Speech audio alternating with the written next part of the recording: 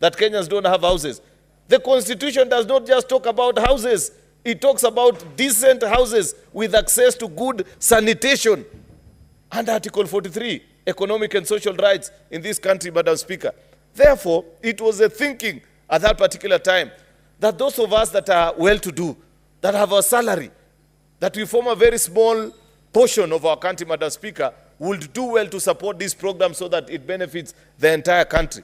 Unfortunately, Madam Speaker, LSK and the courts and all those that petition have asked that this be levied on all Kenyans, including those that don't have a salary. Since, like I have said, we are a constitutional democracy, we are left with very little to do other than to pass the bill as now proposed, so that for anybody to benefit under this program, be it under affordable or social housing, because there are two parts of this program, Madam Speaker, then they must at least pay something. It's not a very bad thing, Madam Speaker, because it's a show of commitment also on our citizens. Of course, Madam Speaker, the second thing is that it provides a legal framework establishing the board and the institution that will run this particular fund, Madam Speaker. I want to congratulate the Committee on Roads, Transport and Housing for working expeditiously over the last few days in ensuring that they give us this program. They ensure that they guide the House. I have seen they have tabled their report, Madam Speaker. They have listened to Kenyans. I followed last week when presenters came before them, including Juakali workers, ordinary citizens who are going to benefit out of this program, young people. In fact, Madam Speaker, affordable housing program is the wrong title for this program. This should be the jobs program for ordinary citizens, Madam Speaker, because millions of young people are going to be employed, from plumbers to masons, electricians, architects, carpenters, name it all, Madam Speaker, caretakers, many jobs that you can imagine that will arise out of the successful implementation of this program.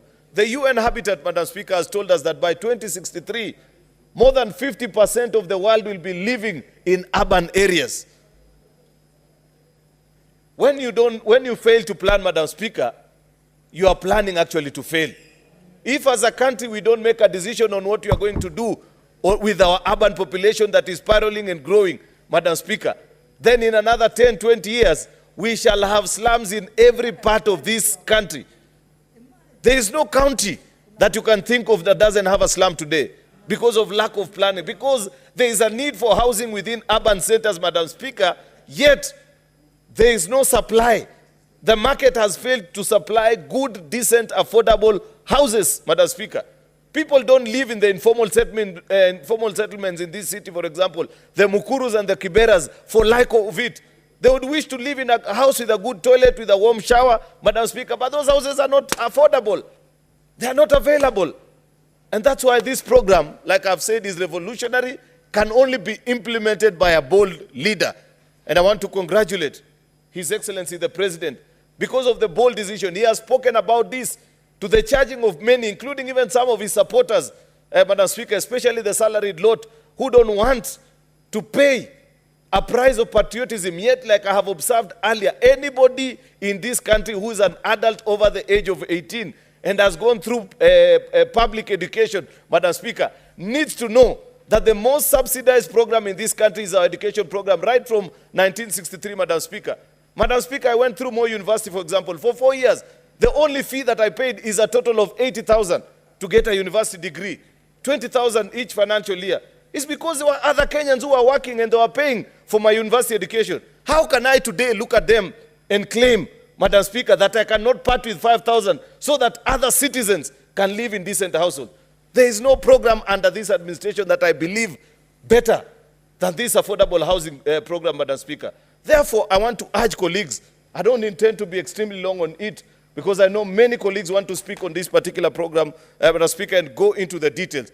But I urge you to support this program. It is properly defined. Now we have set the legal framework. We have set up the body that will guide the use of these funds, together with the CEO, and how to look into the issues of corporate governance of this fund, Madam Speaker. There is now no excuse why this program cannot run.